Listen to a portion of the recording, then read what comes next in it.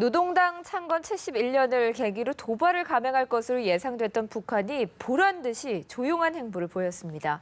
이런 가운데 박근혜 대통령은 북한의 외교 봉쇄를 경고하는가 하면 사실상 북한 주민의 탈북을 촉구하는 정책을 가속화하고 있습니다.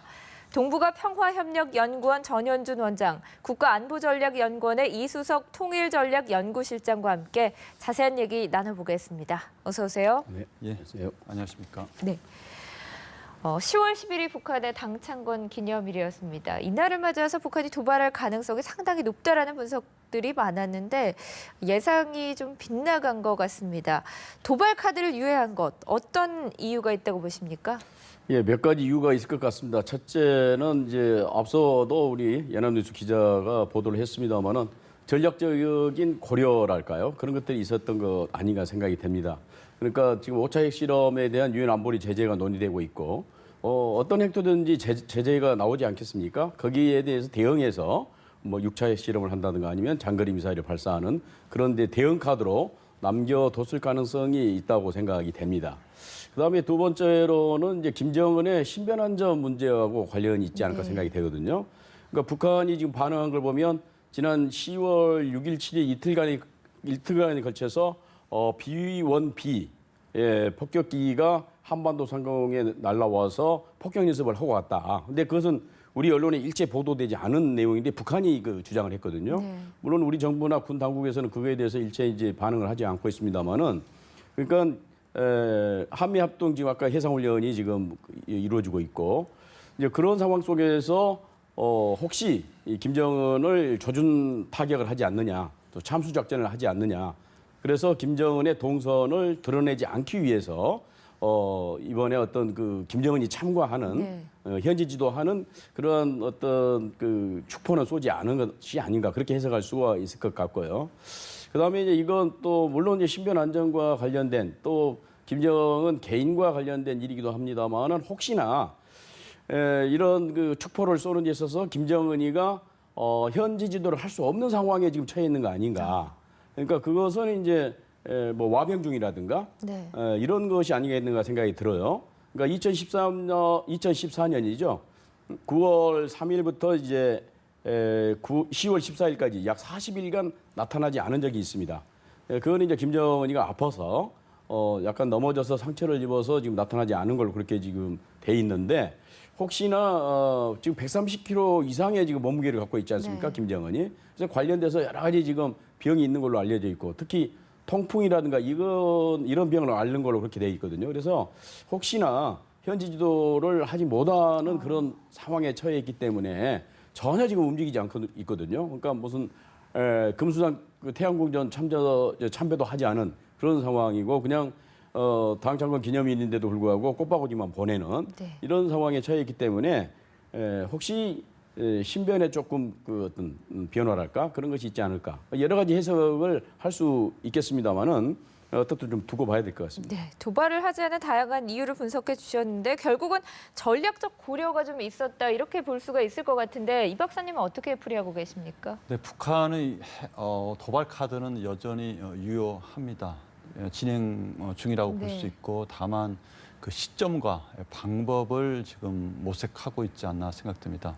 이 북한은 이 도발 카드를 지금 계속 갖고 있으면서 정치적 효용성을 극대화시키는 그 시점이 어딜까를 아마 굉장히 그 고심하고 있고 그래서 뭐 아버지 김정일의 그 기일 12월 17일인데 그 전후에서 할 가능성도 있고 아까 말씀하신 대로 미국의 대선을 대통령 선거를 전후로 해서 할 수가 있습니다. 그리고 또 지금 핵 실험이라든가 장거리 미사일 발사를 이제 잠시 유예한 것은 이 북중 관계를 좀 지켜봐야 되고 지금 중국의 이 대북 제재가 지금도 더 강화될 것인지 아니면 현 상태 유지될 것인지가 지금 기로에 있는데 그런 관계라든가 뭐 국제사회에서 지금 대북 제재 논의가 진행되고 있습니다. 그래서 그런 사태들을 좀 상황들을 관망하면서 좀 더 북한의 입지를 강화시킬 수 있는 그런 시점, 그런 이제 방법을 저는 그 고려하면서 좀 고민 중에 있지 않을까 생각됩니다. 네, 제재 국면과 더 나아가서 북중 관계까지 고려한 조치다라는 분석이신데요. 앞서서 전 박사님께서 김정은의 행보가 공개되지 않은 이유까지 말씀을 해주셨습니다. 그 공개가 되지 않았다 뿐이지 이 시기에도 김정은이 뭐 활동을 했을 가능성 우리가 충분히 예상해 볼 수 있지 않겠습니까? 그러니까 두 가지 다 해석은 가능할 것 네. 같습니다. 현지 지도를 하고 움직였는데 그걸 북한의 언론들이 보도를 안 할 수도 있고 네네. 북한 언론이 보도를 안 했다기보다는 활동을 했는데 조직 지도부라든가 선동부에서 어떤 필요에 의해서 그걸 감추는 그런 경우가 있을 수 있고 실제로 전혀 활동을 하지 않았을 수도 있는 거죠. 그 이유는 역시 이제 움직였을 때 그 동선이 파악이 되고 그랬을 경우에 혹시도 있을지 모르는 미국의 어떤 서지컬 어태크죠. 그 김정은만 도려내는 말이죠. 네. 그러한 그 위험이 있을 가능성이 있기 때문에 전혀 움직이지 않았을 수도 있고, 그다음에 앞서 제가 이제 추측을 했습니다마는 혹시 조금 아파서 도저히 움직일 수 없는 그런 상황에 처해 있지 않은가. 지금 지난 7일 날 현지 지도하고 지금 4일째 안 나타나고 있거든요. 그렇다 한다면 뭔가 그럴 수 없는 상황에 지금 처해 있지 않을까. 근데 이제 그 병이 넘어져서 크게 다치면은 지난 2014년처럼 40일 정도 안 나타나겠지만 그렇지 않고 간단한 어떤 와병이라든가 그런 경우에는 며칠 있으면 나타날 거거든요. 그래서 그렇기 때문에 두고 봐야 될 것입니다. 사실은 아무리 이번에 71주년이고 그러니까 꺾어지는 해가 아니다 선치더라도 뭔가 그 행동을 했어야 되거든요. 사실은.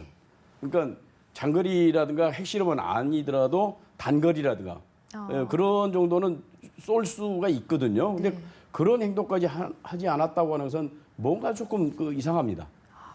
물론 이제 당연히 그래야 된다는 건 아니지만 뭔가 조금 석연치 않은 구석들이 있거든요. 그러니까 전략적 고려도 할 수도 있고 여러 가지를 우리가 해석할 수 있는데 김정은이가 현지 지도를 할 수 없는, 그러니까 나타날 수 없는 그런 상황에 처해 있지 않을까 하는 그런 생각이 자꾸 저는 듭니다. 무언가 이유가 있을 것이다.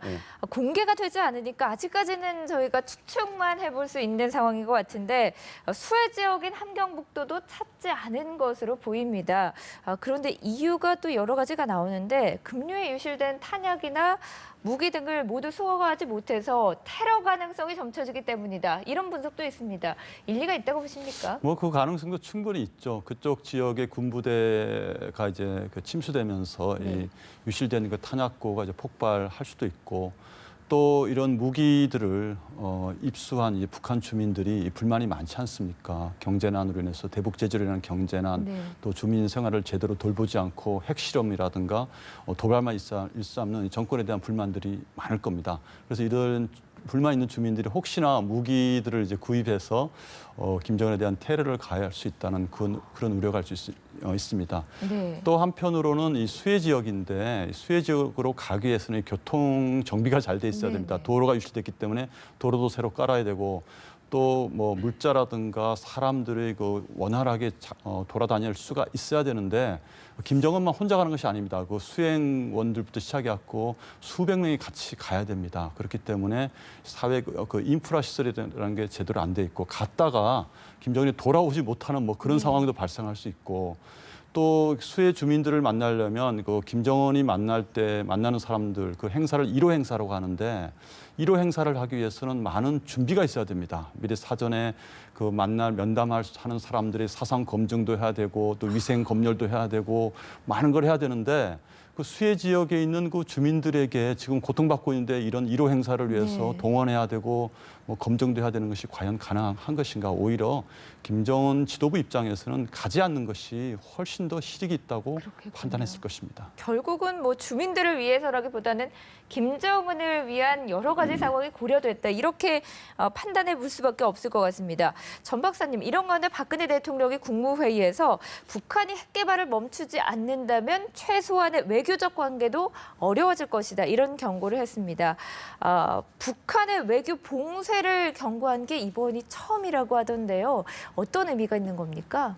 그렇습니다. 그러니까 지금 우리 정부는 상당히 주도적으로 대북 제재에 나서고 있지 않습니까? 경제 제재부터 시작해서 군사적인 압박까지 계속 취하고 있고 외교적으로는 사실 유엔을 통해서 대북 제재를 그 강화시킬 수 있는 그 유엔 안보리 제재를 이제 얻어내기 위한 노력을 하고 있는데 거기에 더해서 북한을 외교적으로 고립시키겠다고 하는 그런 이제 생각도 분명히 있는 것 같습니다. 그래서 윤병서의 외교부 장관이 이제 지난 유엔 총회 연설에서 저런 나라가 어떻게 유엔 회원국이 될 수가 있느냐. 그러니까 어떻게 보면 극단적으로 얘기하면 유엔에서 축출을 해야 된다. 그런 투로 얘기를 했거든요. 네. 그래서 그 연장선상에서 나온 것이 아닌가 생각이 됩니다. 미국은 이미 개인적으로 미국과 수교를 맺고 있는 나라들에게 북한과의 수교 관계라든가 외교 관계를 격화시켜라. 네. 그렇게 사실은 얘기를 했고 그렇게 하도록 노력하도록 그 주재국 미국 대사들에게 일단 지금 지침을 내렸거든요. 노력을 해서 그 주재국으로 하여금 북한과 관계를 하여튼 격화시키도록 하라 이렇게 지금 외교부에 지침을 내렸는데 우리도 그런 지침을 내릴 가능성이 있습니다. 그래서 북한을 지원하는 그런 국가들에 대해서 우리가 지원하지 않는 네. 그런 방안도 검토될 수 있고 뭐 한국판 세컨더리 보이콧이라고 뭐 할 수 있겠는지 모르겠습니다만은 어쨌든 그러니까 주로 아프리카라든가 중동이라든가 또는 라틴 아메리카라든가 우리의 지원을 받는 국가에 대한 압력을 가하겠다는 그런 얘기가 되겠습니다만 그런 것을 통해서 북한과의 관계를 단절시키든지 아니면 격화시키도록 그렇게 해서 외교적 압박까지 쓰는 그런 이제 아마 대통령의 의지가 네. 반영된 것이 아닌가 생각이 됩니다. 네. 그리고 박 대통령은 이번에 다시 한번 탈북을 촉구하는 발언도 했습니다. 최근에 8.15 경축사 때도 그렇고 국군의 날 연설 때도 그렇고 계속해서 북한 정권과 주민을 분리해서 대응하는 발언들을 하고 있거든요. 이런 정부 기조가 북핵 문제 해법에 또 도움이 된다고 보십니까? 예, 북핵 문제는 이제 이 북한 체제 변화와 함께 같이 네. 나가야 됩니다. 이 북핵 문제만을 시키기 위해서는 북한 지도부가 너무 멀리 나갔어요. 그래서 과연 그들 스스로가 북한의 그 핵을 포기할 것인지는 좀 의문스럽습니다. 그렇기 때문에 북한의 그 체제 변화를 시키면서 자연스럽게 핵을 포기시키도록 해야 되는데 그러기 위해서는 북한 주민들의 그 인식, 네. 생각이 중요합니다. 그래서 이 대한민국의 최고 지도자가 북한 주민들에게 이 탈북하면 굉장히 많이 이룰 것이다. 그 말은 이 주민들에게 자신들에게 이 대안이 있다는 것을 네. 확신시켜줬다는 데서 큰 의미가 있다고 생각됩니다. 그동안 김정은 정권에 대한 많은 이제 생각들 북한 주민들이 있었을 것입니다. 그러나 이런 이제 더 이상 이 북한 김정은 정권으로서는 이 체제에 대한 어떤 미래 뭐 희망이 없다는 것을 이 북한 주민들은 서서히 그걸 깨달아 가고 있는데 이런 시점에서 한국의 최고 지도자가 이 탈북 권유를 했다는 것은 이 탈북 북한 주민들이 이제는 북한 체제의 어떤 변화를 위해서 다 같이 노력해야 된다는 것을 각인시킨과 동시에 또 김정은 정권이 이제 지배하고 있는 이 북한 체제를 떠나도 괜찮다. 우리가 얼마든지 대안이 될 수 있다. 대한민국에 이런 것들을 확실하게 저는 심어줬다는 데서 큰 의미가 있고 더 나아가서는 최종적으로 북한 핵 문제를 해결하는 데도 큰 도움이 될 것이다라고 생각합니다. 네, 북한 정권에는 강한 제재를 가하지만 주민들에게는 탈북자를 먼저 온 통일이다 이런 언급까지 했더라고요. 그런데 과연 탈북이 쉬울지 이 부분도 의문입니다. 지금 홍수가나 함경북도 지역에서 탈북민들이 급증하고 있다는 소식은 계속해서 들려오고 있는 상황인데요. 중국 공안들이 이런 탈북자들을 조사도 없이 다시 북송을 시킨다고 하거든요. 실태가 어떻습니까? 중국 당국은 원래부터 탈북자를 강제 송환하는 것이 자신들의 정책이었습니다. 다만 여러 가지 상황 때문에 눈 감아 주는 경우가 이제 많았고 또 탈북자들 개념이 굉장히 애매합니다. 한국으로 오고자 희망하는 탈북자들도 네. 있지만 중국에서 경제난 때문에 생계 때문에 중국에 거주하면서 돈을 벌기 위한 사람도 있고 또 식량이라든가 물자를 얻기 위해서 일시적으로 중국을 이제 방문하는 탈북자들도 있습니다. 그래서 이들을 일률적으로 송환한다든가 또 체포한다든가 하는 게 굉장히 쉽지는 않습니다. 그래서 장사를 한다든가 무역 거래를 위해서 중국 땅에 밟았다고 이렇게 어떻게 본다면 위장해서 이야기도 할 수 있는 것이기 때문에 상당히 곤란한데 그렇지만 이 국제사회에서는 이 중국 당국이 그 송환을 하면서 이들의 그 송환된 탈북 그 민들의 인권 문제가 많이 네. 대두되면서 국제사회에서는 또 우리도 마찬가지인데 이 탈북자를 난민으로 취급해달라. 그 난민으로 어떤 지위를 인정해주면 그들이 자유롭게 대한민국이나 이 자유사회로 이제 그 선택을 할 수가 있는데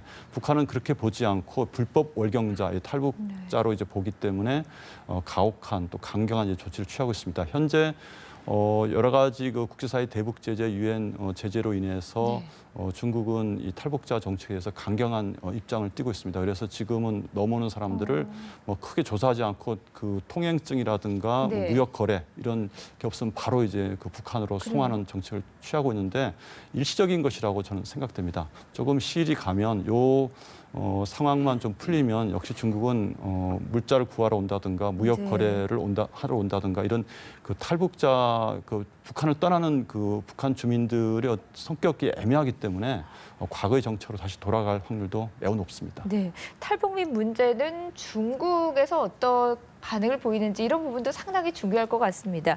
전 박사님, 이런 가운데 네. 방한했던 유엔 주재 미국 대사가 북한의 셈법을 바꾸기 위해서 모든 도구를 사용할 의지가 있다라는 언급을 했습니다. 미국의 독자 제재 가능성도 언급을 했는데요. 미국의 이런 강력한 의지가 지지부진한 유엔 안보리 대북 제재에 어떤 가속도를 붙일 수 있다고 보십니까? 그래서 지금 유엔 안보리 그 유엔 주재 미국 대사가 한국에 왔다는 것도 일본을 거쳐서 왔습니다만은 네. 굉장히 이례적인 일이죠. 이전에 있었지 않은 그런 처음 지금 방한한 예, 거죠? 그렇습니다. 근데 이 그 유엔 주재 미국 대사는 사실 미국 백악관 NSC 네. 국가안전보장회의 그 멤버입니다. 굉장히 힘이 있는 그런 분인데 이분이 여기 왔다고 하는 것은 뭔가 중국과 잘 안 되고 있지 않냐 그런 해석을 가능하게 합니다. 그러면서 어떻든 한미일 공조, 조율을 하기 위해서 온 것이 아닌가 생각이 되는데 지금 미국과 중국 간에 줄다리기 하고 있는 게 사실 민생 부분에 대한 제재를 강화시키자는 거거든요. 중국은 반대하고 있는 거고 미국은 그런 압박을 하고 있죠. 물론 또 미국은 세컨더리 보이콧을 또 강하게 거기에 집어넣어야 된다고 주장하고 있는 건데 이번에 그러니까 온 것은 어떻게 보면 중국에 대한 압박이고 또 북한에 대한 압박이면서 우리 정부에 대해서 안심을 시킨다 할까? 공조를 튼튼히 함으로써 걱정하지 말라고 하는 그런 메시지도 계속 보내는 거 아닌가 생각이 되고 그 모든 수단을 영어로는 툴이라고 하는 용어를 썼던데요. 모든 수단을 동원하겠다고 하는 것은 역시 군사적인 옵션까지도 포함하고 물론 경제, 외교, 인권 말할 것도 없고 군사적인 옵션도 배제하지 않는다고 하는 또 강한 의지를 보여준 것이 아닌가 생각이 됩니다. 그럼에도 불구하고 중국이 그러한 어떤 그 행보에 대해서 압력을 느낄 것인지는 좀 아직은 지켜봐야 될 것이고 현재 중국은 사드 문제라든가 여러 가지 이유를 들어서 지금 지지부진하게 어떻게 보면 사보타지를 하고 있거든요. 특히 민생 부분에 있어서의 그 어떤 범위를 놓고 물론 뭐 잘 될 걸로 봅니다만은 그래서 통관 절차를 좀 까다롭게 한다든가 민생 부분에 대해서 엄격하게 품목을 규정한다든가 그런 식으로 이제 할 것으로는 생각이 됩니다만은 그럼에도 불구하고 시간은 걸릴 것 같다. 네. 그렇게 생각이 됩니다. 이런 국제사회 전방의 압박에도 불구하고 북한의 행보를 보면 지금까지는 변화할 생각이 없다라는 생각도 듭니다. 내년에 3부자 우상화 국제대회를 연다고 하는데요. 시점이 왜 내년입니까? 그래서 이제 그 북한 발표대로라면 네. 김일성과 김정일 그 생일에 맞춰서 5년, 10년 단위 정주기라고 하는데 꺾어지나 해라고 하는데 북한에서는 그 5년에 이제 해당됩니다. 네. 김일성, 김정일 해당되기 때문에 내년에 맞췄고 그리고 그 올해 봄에 7차 당대회를 통해서 김정은은 당위원장 또 최고인민회의를 통해서는 국무위원장에 취임했습니다. 법적, 제도적 차원에서 최고 지도자의 그 위상을 확보했습니다. 네. 그런데 북한 주민들은 과연 김정은을 이런 김일성, 김정일처럼 그 수령으로 인정할 것이냐 이 그 문제인데 그래서 이제는 법적, 제도적 차원을 넘어서 사상적 또 정서적 차원에서 김일성, 김정일과 같은 수령의 그 반열에 오르고자 하는 그런 의도하에 이런 우상화 정책을 이제 펼치고자 한다고 봅니다. 또 한편으로는 그 지금 국제사회 대북 제재가 아주 엄중하고 가혹하지 않습니까? 북한 입장에서는. 네. 그렇기 때문에 북한 주민들은 북한 체제가 고립되고 있는 거 아니냐 굉장히 불안해할 것입니다. 그렇기 때문에 김정은으로서는 국제사회에서 지지를 받고 있다. 자신들의 그 정치 체제가. 또 김정은은 또 그 수령으로서 반열에 올라가고 있고 국제적인 어떤 위상이 높다는 것을 주민들에게 알려줄 필요가 있습니다. 그래서 이런 행사를 크게 함으로써 이제는 본격적인 그 과거에는 김일성, 김정일의 우상화 정책만을 주로 시행했다면 이제는 본격적인 김정은 시대 5년을 이제 맞이하면서 본격적인 우상화 정책을 추진하여 여러 가지 경제난이라든가 대북 제재를 인해서 주민들의 불만이 높은 그 상황에서 민심을 좀 바로 잡으면서 그 충성을 유도하여 이 체제 결속을 도모하려는 그런 의도가 강하게 있다고 생각됩니다. 네. 자, 두 분 말씀 여기서 정리하겠습니다. 오늘 고맙습니다.